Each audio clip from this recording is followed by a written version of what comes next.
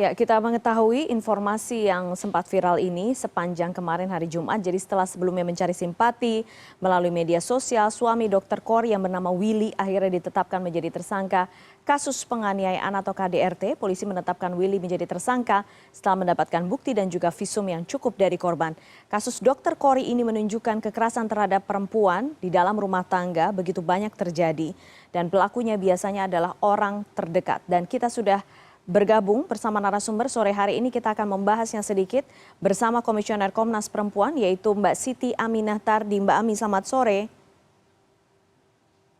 Selamat sore Mbak Putri. Mbak Ami, terima kasih sudah bergabung bersama kami sore Selamat hari sore. ini. Mbak Ami, sebenarnya menarik sekali mengikuti kasus yang terjadi dengan Dr. Kori ini.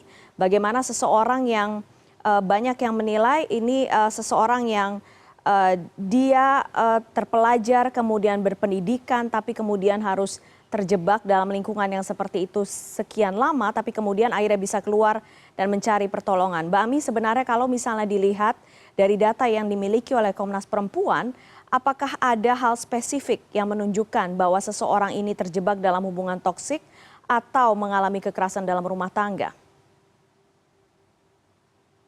Iya, jadi pertama untuk kekerasan dalam rumah tangga, khususnya kekerasan terhadap istri, sepanjang catatan tahunan Komnas Perempuan itu selalu menempati urutan pertama pengaduan ke lembaga Hmm, layanan korban maupun kepada Komnas Perempuan. hmm, Angkanya selalu di atas 70% hmm, dari keseluruhan laporan.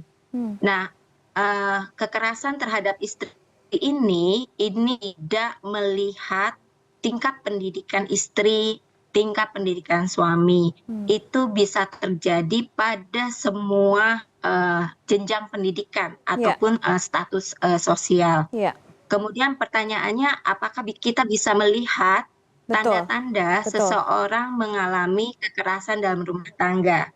Kalau dari sejauh saya memantau perbincangan di Twitter misalnya ya yang disampaikan oleh rekan-rekan Ibu Kori, sebenarnya sign itu kan nampak. Misalnya dia terlihat sangat lelah ketika bekerja Hmm, gitu ya.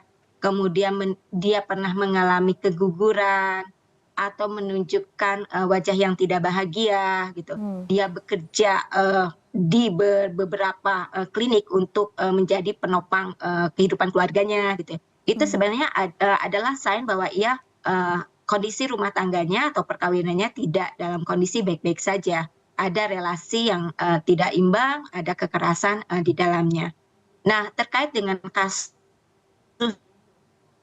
Dr. Kori ini, Komnas Perempuan menyampaikan apresiasi kepada Ya, UPT DPA, kepada Polres Bogor yang dengan responsif menangani kasus ini, dan yang tak kalah penting adalah bantuan dari komunitas. hmm, Mengapa? Karena inilah yang dibutuhkan oleh korban KDRT.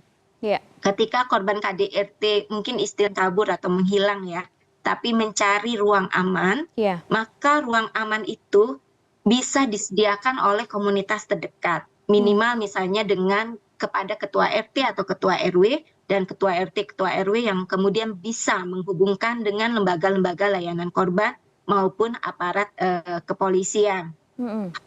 Kesadaran ini harus ditularkan ke semua misalnya ketua RT, ketua RW, mekanisme kalau ada warga yang datang perempuan minta berlindung sesuai ketentuan Undang-Undang PKDRT, kita harus memberikan perlindungan dan pertolongan semampu kita. Nah, Ya. di kasus ini kita bisa melihat itu.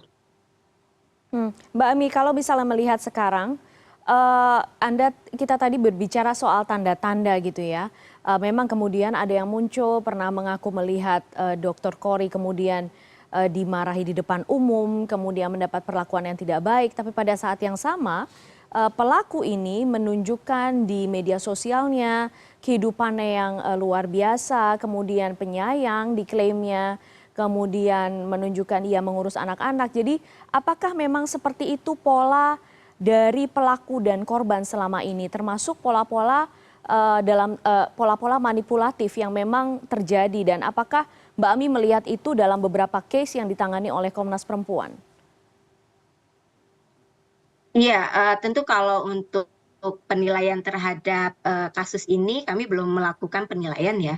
Hmm. Tapi secara umum memang di dalam kasus kekerasan dalam rumah tangga itu ada manipulasi emosi Hmm. semacam itu. Jadi ketika ada ketegangan atau misalnya kita sering membahasnya sebagai siklus kekerasan gitu Ya. ya. Ada ketegangan, kemudian ada kekerasan, ada tahap madu atau minta maaf, di mana pada tahap ini biasanya pasangan atau pelaku kekerasan akan menunjukkan atau memperlakukan pasangannya dengan romantis, dengan baik gitu ya, janji tidak akan melakukan lagi gitu ya, Hmm. menunjukkan perilaku-perilaku yang menyenangkan gitu ya untuk meluluhkan korban. Dan pada posisi itu korban kemudian akan berpikir, oh mungkin kalau saya maafkan pada ini tidak akan terjadi kembali. Oh dia sudah berubah atau seperti itu. Sehingga Hmm. kemudian kembali tanda kutip rukun ya. Hmm. Tapi ini berputar. Yang dalam penelitian Komnas Perempuan, kekerasan dalam rumah tangga yang tidak diputus kekerasannya ketika kekerasan ini intensitas dan bentuk kekerasannya terus semakin tinggi gitu atau semakin buruk, itu bisa menyebabkan kematian pada korban. Dan apa yang dilakukan oleh Dr. Kori adalah upaya untuk terhindar dari itu, untuk memutus kekerasan yang ia alami. Oke. Mbak Ami, selanjutnya apa yang betul-betul harus diperhatikan oleh polisi dan bagaimana sebaiknya penanganan kasus ini dilakukan? Karena bagaimanapun masih ada 3 anak yang harus diurus oleh Dokter Kori. Kemudian bagaimanapun di rumah itu juga disebutkan katanya ada mertua Dokter Kori juga berada di situ. Jadi bagaimana sebaiknya polisi betul-betul menangani kasus ini dengan proporsional? Iya, tentu tugas kepolisian adalah melakukan penyelidikan dan penyidikan. Dan di dalam kasus ini, kepolisian sudah menetapkan dan menahan suami Dr. Kori dengan tuduhan undang-undang penghapusan kekerasan dalam rumah tangga. Ya. Dan dari kasus ini juga kita lihat ini kan sudah bekerja sama dengan UPTD PPA. Hmm. UPTD PPA memiliki mekanisme untuk melakukan pendampingan, penguatan terhadap korban, termasuk membangun integrasi ya dengan keluarga korban. Dan juga misalnya ini kan sudah dipertemukan dengan keluarga besar Dr. Kori yang bisa menjadi support system Hmm. bagi Dr. Kori untuk melewati masa-masa sulit. Jadi pada posisi ini dukungan kepada Dr. Kori dan keluarganya adalah menguatkan secara psikologis, mempersiapkan ia menempuh sistem peradilan pidana, dan keluarga mensupport Dr. Kori untuk juga persiapan persalinannya ya, Hmm. seperti itu. Dan ini juga menjadi tugas dari UPTD PPA. Ya. Mbak Di Ami. UPTD PPA idealnya ada psikolog dan pekerja sosial. Ya. Oke, baik. Mbak Ami, Ya, terakhir, apa yang bisa Anda sampaikan kepada perempuan yang mungkin memang masih sampai saat ini berada di lingkungan yang penuh kekerasan seperti yang mungkin pernah dialami oleh Dokter Kori ini? pertama kenali bentuk-bentuk kekerasan yang kita alami.